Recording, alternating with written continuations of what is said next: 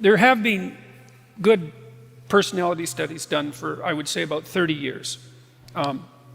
And the reason for that is that we figured out a personality model about 30 years ago that's stable cross-culturally, and it was mostly derived statistically, and it required a fair bit of computational power to derive. And basically, the way that it was derived was that thousands of people were asked hundreds and hundreds of questions, and then computers could figure out how the answers grouped. So if you were likely to say yes to question A and also to question J, maybe that was a tendency across a large group of people, and so you could assume that there was something similar about question A and J, and you could sort the questions into groups. And it turns out that questions about personality sort into 5 groups. And there's some argument about exactly the right number, but it doesn't matter. It's somewhere between 5 and 7, and you can break the 5 down into 10, but whatever. We've got a pretty good overall descriptive structure, like the periodic table of the elements for personality. If you're an extrovert, man, it's like you want to be where the action is. You want to be where the party is. You're telling jokes, and you're setting up social occasions, and you smile a lot, and you talk a lot, and you want people around you all the time. And a tremendous amount of that is influenced genetically. And you can tell that if you have children, because your children are like that. My son's quite extroverted. Well, my daughter is as well, but you know, he was a flirt when he was 9 months old. It was ridiculous. My wife used to pack him along on her back on one of those little, and I would do the same thing, on one of those little, those little baby carriers. And I can remember one time we were on a cruise ship, just taking a small cruise from Maine to Nova Scotia, and we got on the boat, and we were wandering through a group of people, and it was like being with a rock star, because he was sitting in the back of the little baby holder, smiling away, like flirting like mad and waving at everyone, and that was there right at 9 months. And so people differ in extroversion, and that's positive emotion. They differ in neuroticism, and that's negative emotion. Some people are much more sensitive to depression and grief and anxiety. Their threshold for threat is a lot lower. Some people are agreeable rather than disagreeable, and agreeable people are very empathic and self-sacrificing.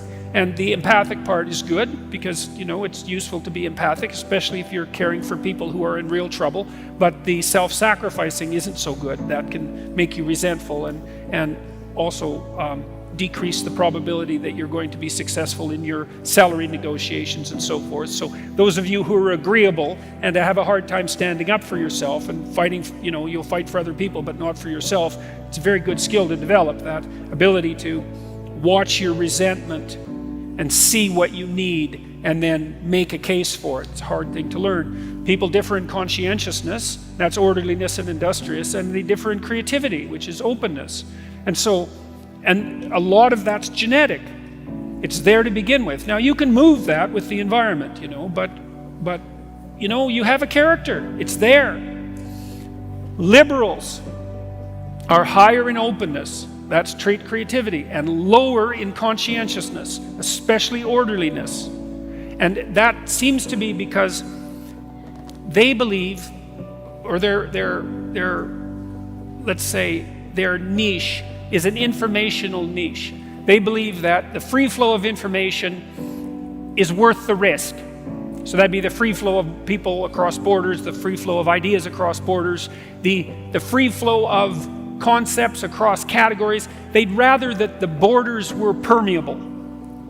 Now the conservatives are low in openness and high in conscientiousness, especially orderliness, and they take the opposite tack. They think, well, yeah, there's danger in too much openness. There's danger in borders that are too permeable. Things can change too fast. Entire societies can become destabilized, and everyone can end up not knowing which way is up.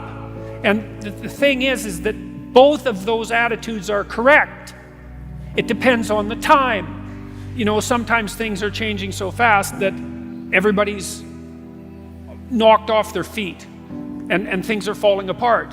And sometimes things are so rigid that there isn't any new water flowing and everything's ground to a halt. You see that in corporations very often. where they get ossified and then they collapse. The average Fortune 500 company only lasts, I think now it's only 24 years.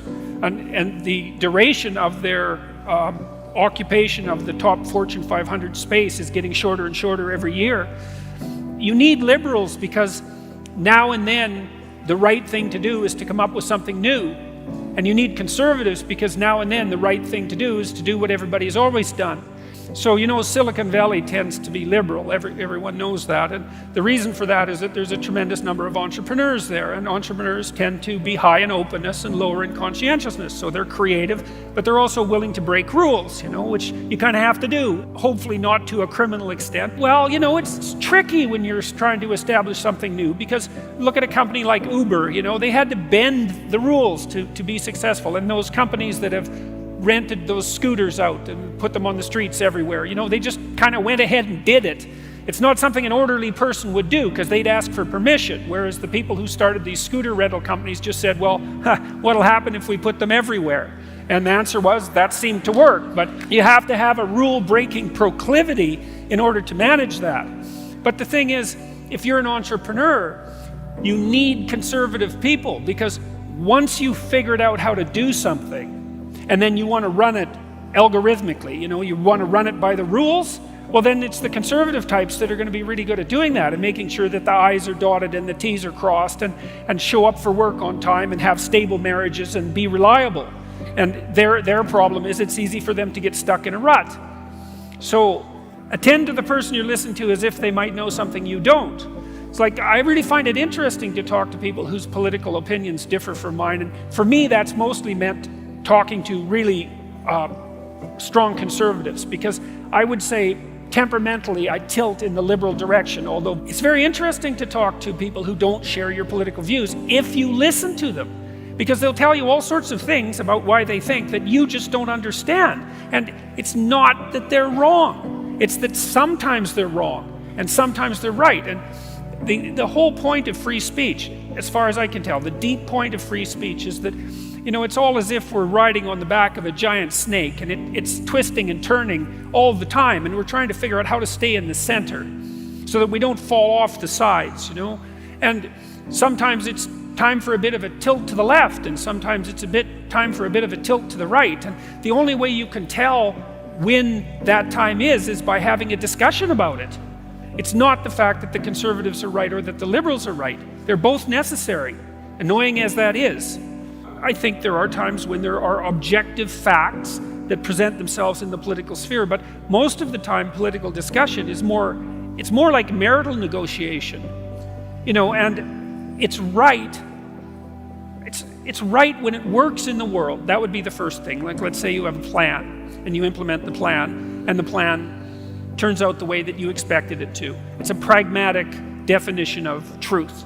Okay, that plan, flawed, no doubt that it was, imperfect, no doubt that it was accurate enough so that when you implemented it, it justified its own structure. That's a lot of the way we judge truth in the world, right? Is you think you're right if you do something and it works.